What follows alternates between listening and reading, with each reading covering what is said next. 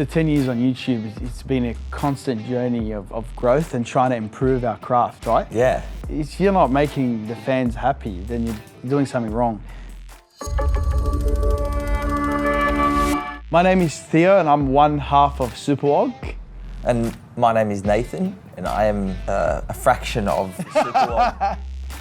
We're really just involved in all stages, whether that is writing, directing, producing, pre-production, post-production, everything.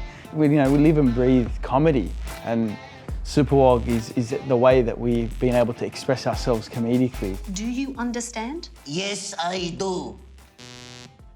We started making videos, Nay and I, before YouTube on the Handycam, making each other laugh and impersonating, people we knew, just making each other laugh, really. And then we started sharing videos on YouTube 10 years ago.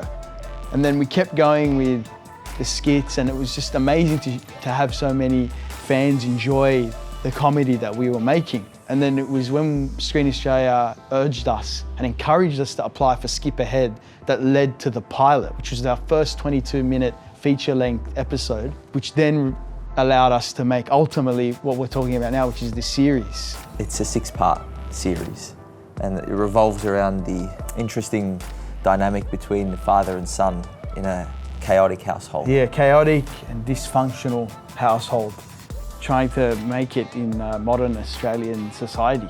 I am your father. You have to listen to what I say. No, I don't. The Skip Ahead program really helped us prepare for the jump between sketch comedy and narrative. Because with sketch, you're kind of limited. It's got to be fast and it's got to be really punchy. But with narrative, it enables you to explore other ideas, comedic ideas that we wouldn't be able to. So we're very excited every time a new story comes along. We're like, oh, we can do this and this and this and that. So I find it a lot more rewarding. Nathan and I, we wrote the series and we wrote the pilot and we wrote our sketches. For us, the script wasn't a guide, it was really what we were going to do. Like we the turned Bible. up, it was like really, we're going to turn up and do this. We worked so hard on the script that we honoured them in filming rather than, well, about this scene, let's just change it. No, not with our ones. I actually think the editing process was made easier because of that fact. We edited 6 episodes in 6 weeks, like final cut. Like the turnaround was just so quick because we worked so hard on the scripts and the pre-production and production. And we were really lucky to have a really good team around us, just basically serving our vision and keeping Superwog authentic. He hits you with a cricket bat? Yeah, and he's not mucking around. He's hitting 6s with my head. Directing the series was a massive task, one that I really wanted to take on board. It was a huge challenge, but I learned a lot out of it, and it was about being prepared. So I had, by the end, 10,000 words of shot lists. I never turned up to set without my vision in my head and how I planned to run the day. And having the AD and a really cool cinematographer, having them all look at me and ask me, what do you want today and how do you want to shoot this scene, was incredible. What's really funny is watching Theo directing in a dress or with his wig off, and he's got his makeup on. It's really funny. It's really funny to watch. Weird experience. I'm walking around in sometimes I don't. Stockings, I got makeup and I have earrings on, all this stuff, and it felt very weird.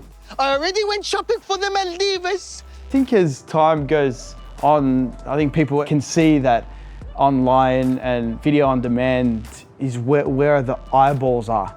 When we first uploaded the pilot, we were very nervous. We didn't know what to expect, and we definitely didn't imagine that the response would be as good or as big as it was. No, we didn't expect it at all. It was the #1 trending thing, 2017. And then when we uploaded episode 1 of the series, it was crazy. I think we got 1 million in 2 days. It's gonna hit 4 million in a week. And then we recently got 1 million subscribers, which happened, I think, last week.